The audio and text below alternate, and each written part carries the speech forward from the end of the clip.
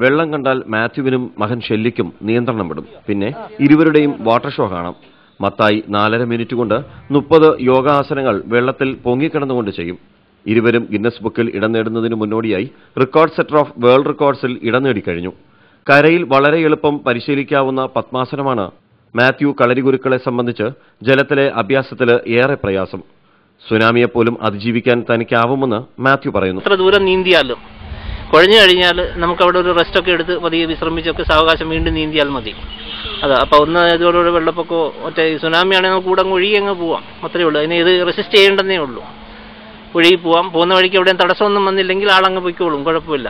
അപ്പം ഒരു ഒഴുകുന്ന നദിയാണെങ്കിലും ഒരു പൊങ്ങുതടി പോലെ അങ്ങ് പോകും.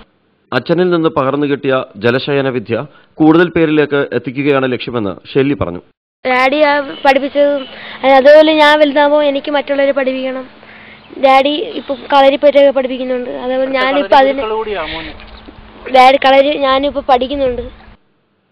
വടക്കേന്ത്യയിൽ ജനിച്ചു വളർന്ന മാത്യു സോഫ്റ്റ്വെയർ പ്രോഗ്രാമറാണ്. ബാലി കളരി സംഘം സിദ്ധവർമ്മ ചികിത്സാ കേന്ദ്രം നടത്തിവരികയാണിപ്പോൾ.